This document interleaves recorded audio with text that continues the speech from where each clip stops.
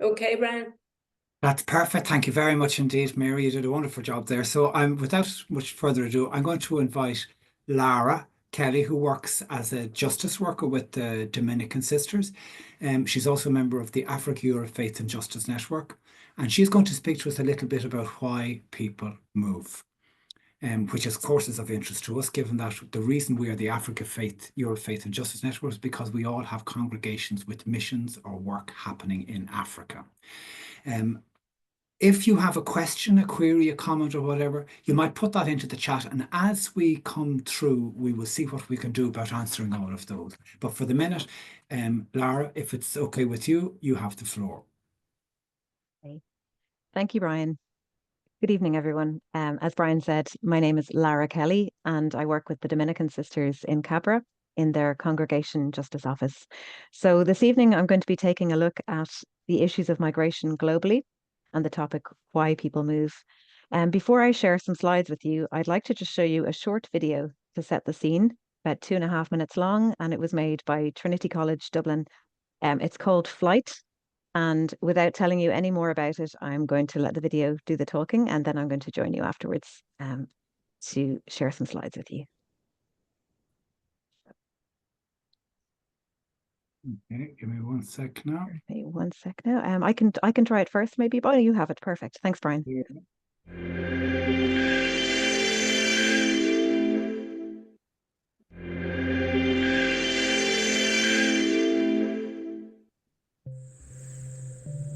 I had no choice but to leave my home. Our family didn't have any food left as our crops had rotted. My parents were too old to make the journey, and saying goodbye to them was one of the hardest things I've ever done. The port was chaotic. I turned to smugglers, paying them whatever money I had for hope of a ship. Several times, they promised I would be on the next boat. But it was many weeks and all money gone before I finally embarked. There were so many of us on the boat. In the day, the sun beat down on us. At night, we tried to sleep. Huddled together against the cold, swallowed up by the dark. Many were sick, and an old man died. They pushed his body overboard. Eventually, we saw land, but a boat appeared, pulling alongside us, and a man in a uniform yelled from the deck in a language I didn't understand. The boat began speeding back to land, and ours turned back towards the endless sea. One dreadful night, a storm battered us with wind and rain. Our boat capsized, and all of us were thrown into the freezing water. I will never forget watching as my own neighbors drowned beside me. I clung to some debris and eventually washed up onto foreign shores. We were thankful to be found by local people. But they seemed frightened by us. They called officials who took us to Walden Ground, full of chanting buildings. It was a terrifying time, waiting out those months in 1846, wondering if after all I'd been through, I would ever leave this place they call the Staten Island Quarantine Hospital to build a new life.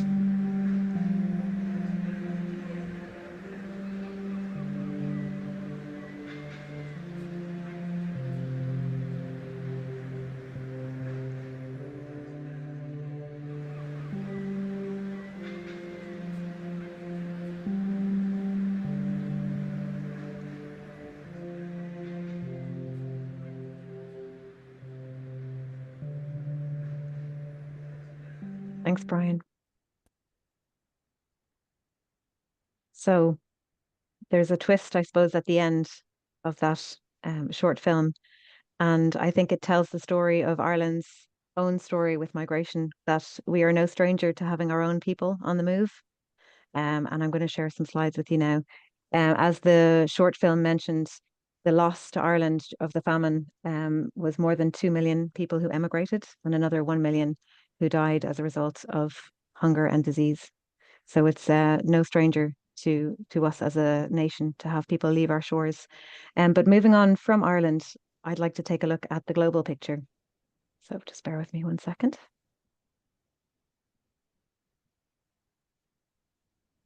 Now, hope you can all see that.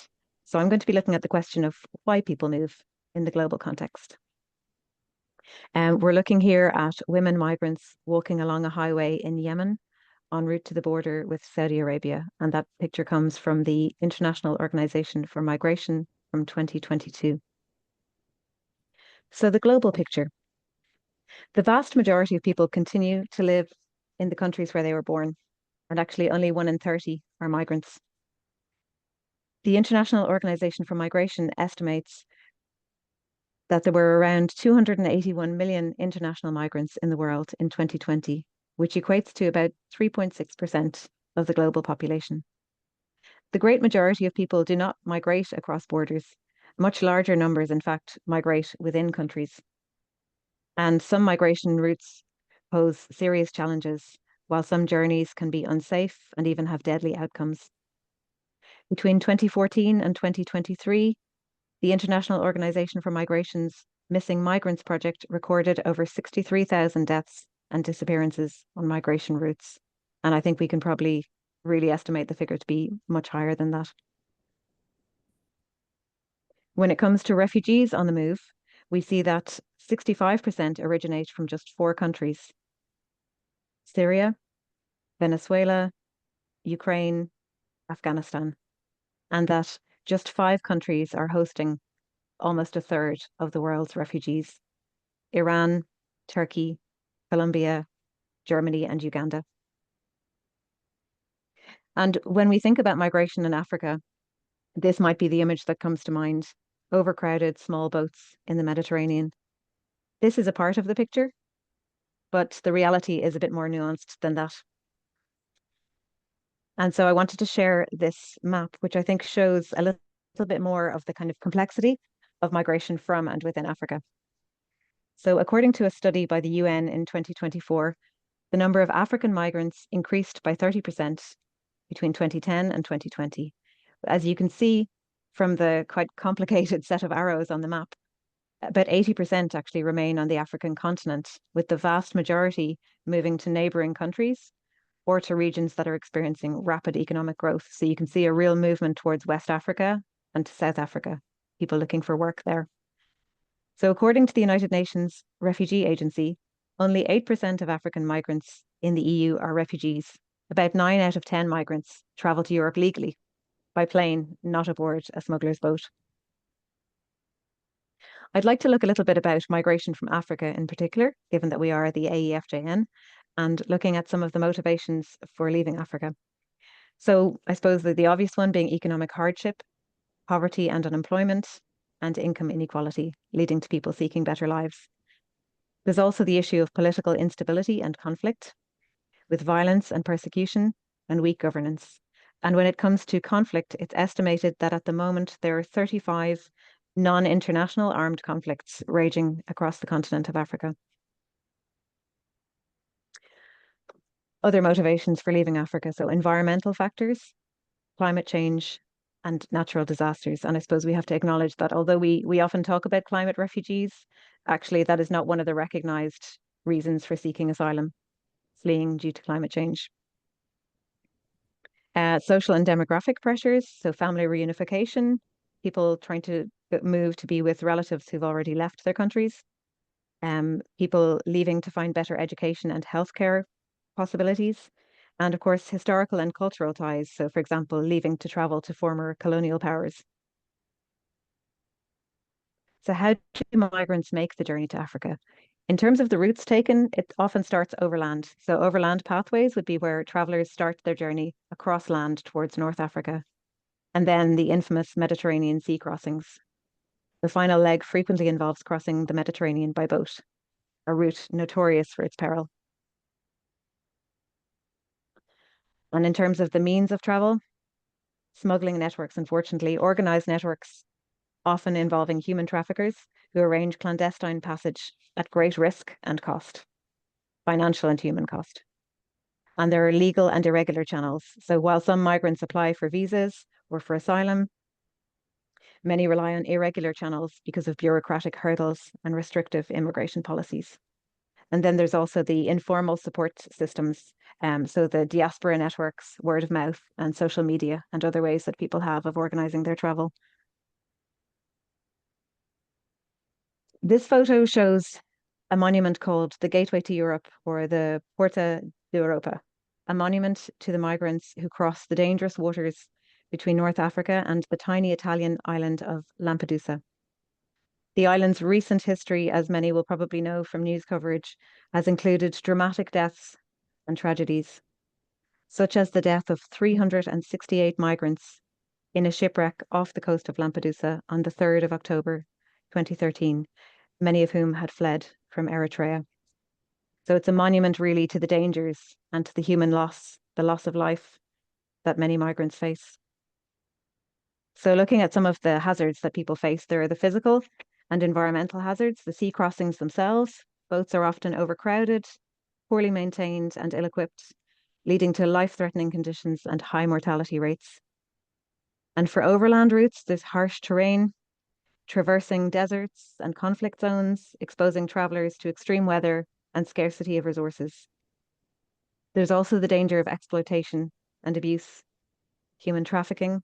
Migrants are vulnerable to exploitation, including forced labour, extortion, and abuse at the hands of smugglers.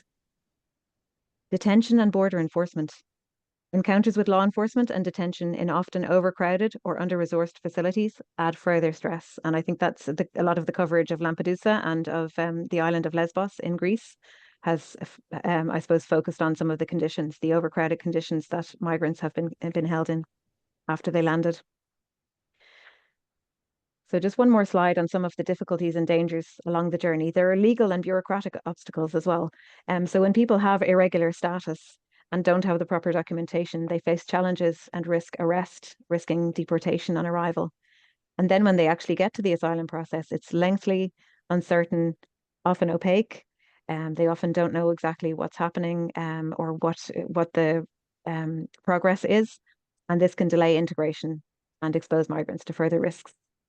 And then, of course, there's the psychological and social impact, the trauma, the journey's peril, and the experiences along the way of violence, exploitation, and uncertainty can lead to long-term psychological stress. And there's a loss of community and identity. The dislocation from familiar cultural and social environments can be disorienting. So these are just some of the challenges that people face along the way. Later on this evening, we're going to hear of the challenges that people face when they're actually here in terms of the way that they're treated in Ireland and the reception that they get. But I wanted to end on just a slightly different note, if that's all right. So having spent some time, I suppose, looking at the global picture of migration, I'd like to spend the last minute or two sharing with you the story of a project here in Dublin with migrant women. The Young Mothers Network is a project of the Dominican Sisters Cabra and the Justice Office and my colleague Marie Williams. We call it YMN. YMN is 10 years old this year. It was set up when two young women, unaccompanied minors and new mothers, approached the Dominican Sisters looking for support. They felt alone and unsupported, without their community, without their family to guide them. YMN was born, and it now supports up to 50 women, asylum seekers, refugees, new Irish citizens, with practical support, information, a safe space, community, and peer support. It's a group full of love. It's really the only way to describe it.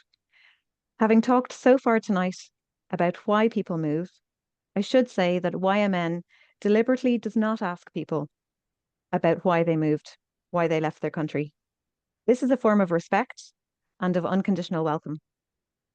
However, stories do emerge as people begin to feel safe, and I can share a few of these anecdotally. I think it's important to first acknowledge the triple trauma of seeking asylum. And this has been mentioned a little bit, I suppose, when I talked about some of the difficulties of people making the journey. The triple trauma. The trauma of the violence or conflict that led to their leaving their homes in the first place. The trauma of their journey here, and the trauma of reliving those experiences in their asylum interview in great detail, as well as the challenges of living in our direct provision system. To finish with some of the women's experiences. They left because of war. They left because of villages being destroyed. They left because of political detention and the assassination of loved ones. They left because of sexual violence used as a political weapon. They left because they were trafficked under false pretenses of genuine work and ended up trapped in prostitution. They left because they were targeted due to their sexual orientation. Each woman and each reason for leaving are different. YMN is a place of acceptance, support, and hope, which I think for tonight's webinar is a good place for me to finish my input. Thank you.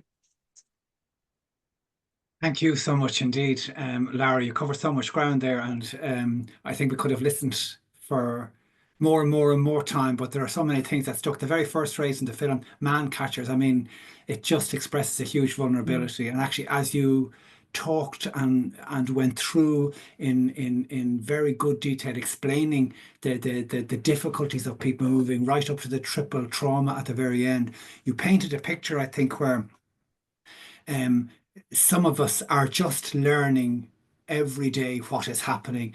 We're kind of completing the picture. We're not sure of all the steps and what's happening, but now we're kind of learning a little bit more as we go on. So I can't thank you enough for all of that. What really struck me too at the very end is like they left. And you said it again, you said they left. They left because. And you know, they left because of war, because of conflict, because of political detention, because of political assassination. Like these are all hugely, hugely, hugely serious reasons. Thank you very much indeed, Lara, for that very carefully prepared, very well delivered, and very thought-provoking piece that you have left before us. I'm so delighted that we Thank were you. recording this. Lara, thank you indeed.